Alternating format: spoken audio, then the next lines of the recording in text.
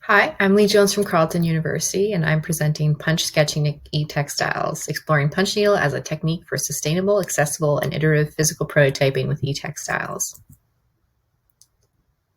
So within e-textile toolkits, there's a tension between gain e-textile knowledge and reusability. So for example, in the workshops that I've taught on e-textiles, a lot of people, especially beginners, will sew something in, realize there's an error, and then get frustrated by the fact they have to cut the entire thing out. On the other hand, if we use more reusable kits, such as alligator clips and wires, you don't really gain the e-textile knowledge of what it's like working with threads.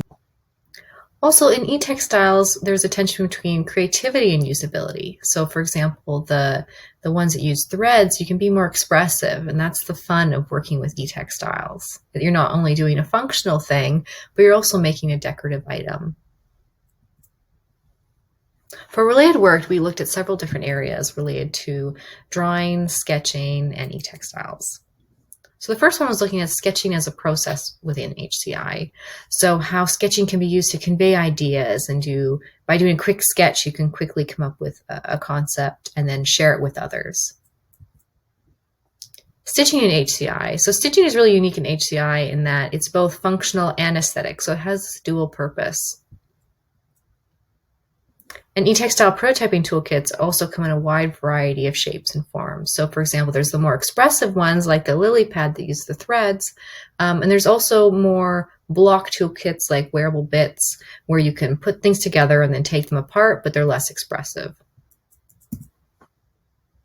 And finally, for inspiration, we looked at sketching circuits. So there are a lot of tools that, for example, have conductive pens or conductive stickers where you can connect things together and really draw something out really quickly, and then it's a functional prototype.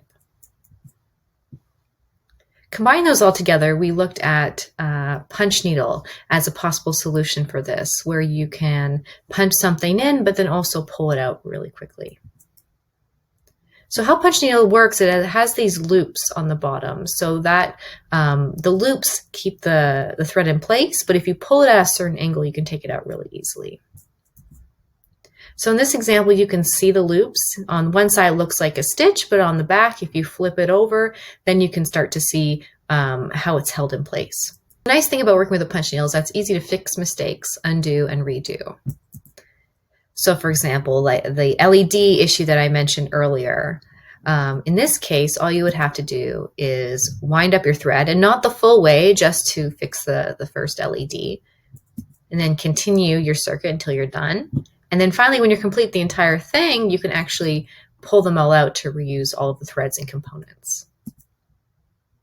So this is really powerful when we think of learning, because people can punch something in, fix their errors, and then again, if it's just an exercise, they can pull it out for the next one. For this project, we did 3 different studies. The first one was interviewing fiber artists about punch needle tools and the techniques that they use in their work. Our findings from these interviews was that punch needle is very easy for beginners to learn. They don't require workshops or a lot of practice with the technique in order to get it down. So the first time people punch is usually the time it works. The other part that we found was that punch needle is very pictorial. So it's good for sketching. It's good for drawing something out. So rather compared to like knitting or weaving or other types of techniques or even embroidery, punch needle is one where you're actually just drawing. Our second study was workshop with beginners comparing sewing circuits and punching circuits. We had 4 participants for this, where their tasks was to sew a line, sew a simple circuit, sew a parallel circuit, and take circuits apart for reusing components. And they did these 4 tasks, both with sewing and with punching, so we could compare them. What we found was that participants had, in both cases, to juggle peripheral attention. So there were things that would draw them away from the actual activity of making their circuit. With sewing, they were constantly having to flip it over to make sure there weren't knots, that things didn't bunch on the other side. With punching, they had to focus on whether they were accidentally pulling the thread out from the other end. Our second finding was that sewing was wasteful, so they couldn't reuse the components from sewing. They would just cut them out, and they could maybe use the components, but they couldn't use any of the threads or the usual consumable items. From this, they found that sewing was really good for permanence. So if you wanted to have something in place and have it really be sturdy, you want to sew it. But they really liked punching for prototyping. So they liked how they could quickly fix things on the way.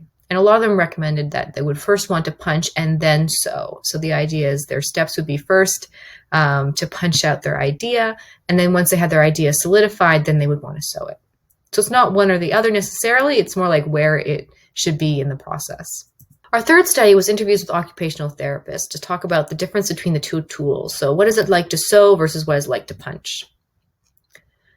The main thing that they talked about was the difference between how you would hold a sewing needle and how you would hold a punch needle. So for example, a sewing needle, this is a very fine motor grasp where you use 2 fingers and you're doing a lot of like dynamic movements. With punching, you can hold it with more like a pencil, so a tripod grasp, or you can hold it with a fisted grasp, so it has more variety. And finally, it's easier to adapt by adding cuffs or accessories onto this tool, whereas with sewing a sewing needle, you have to go through the fabric, so you can't have any additions to it. A lot of our OT participants said that on top of using cuffs, you can also use a lot of DIY methods with a punch needle. So for example, you could add foam tubing, duct tape, clay, moldable glue, Play-Doh, pipe cleaners, or pencil grips.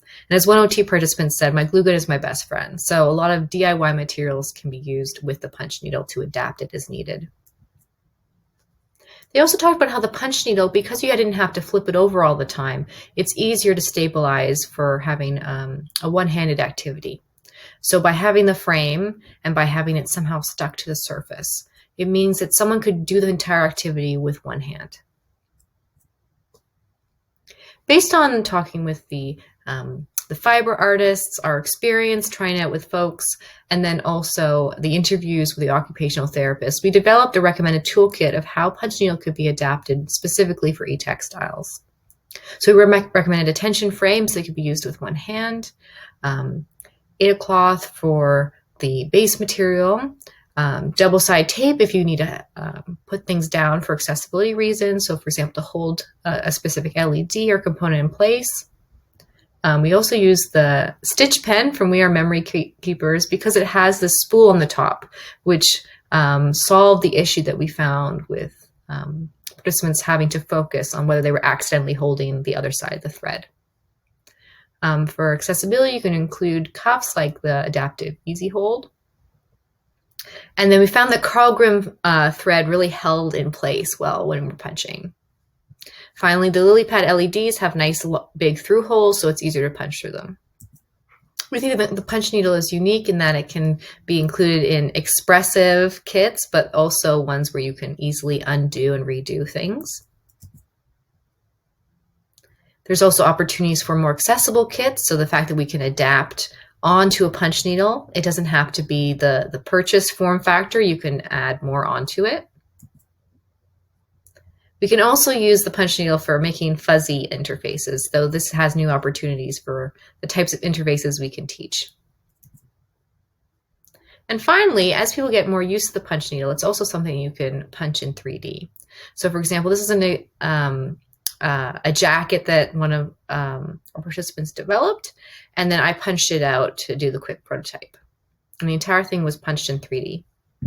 Punch sketching e-textiles offers new opportunities for how people can be expressive with e-textiles while still being able to undo and redo their work. Thank you.